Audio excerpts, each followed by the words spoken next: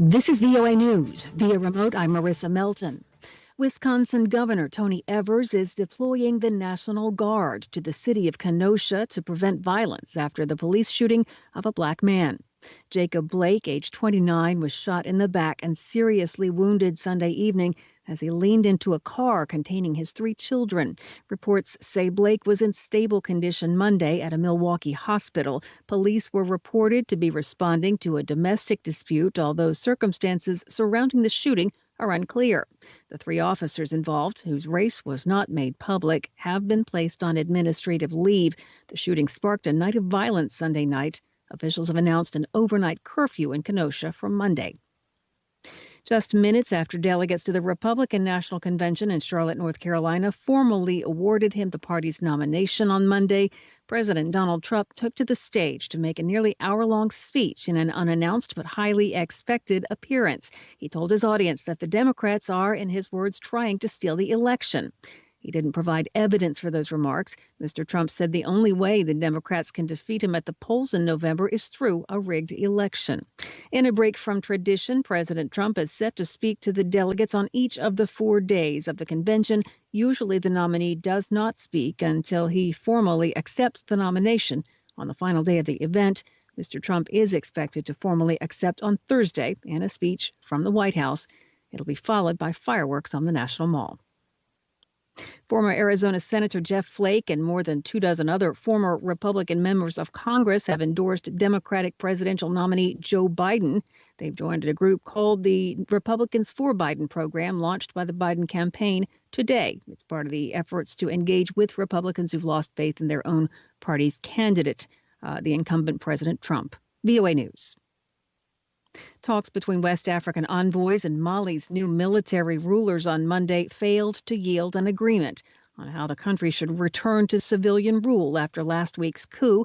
That's according to negotiators. Separately, both sides had ousted President Ibrahim Boubacar Keïta, whose return to office had initially been demanded by the regional bloc ECOWAS, no longer wished to govern.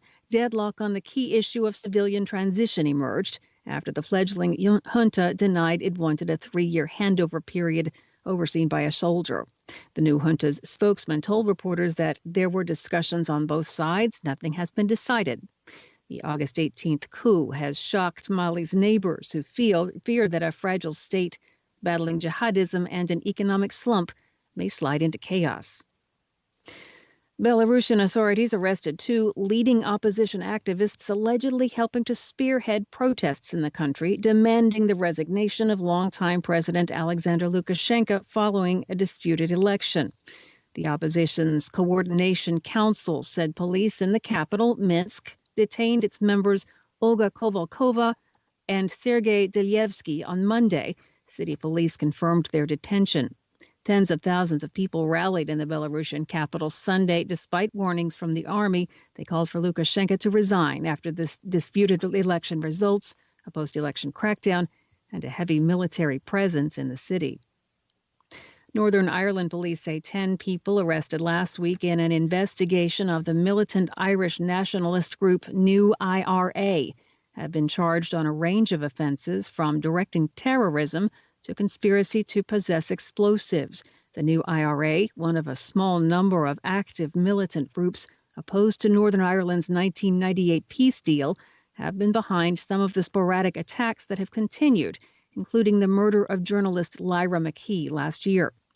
The 10 people, 8 men and 2 women, were charged with a total of 39 offenses as a result of a coordinated investigation with police in Scotland, Ireland, and Britain. It was also assisted by Britain's MI5 domestic intelligence agency.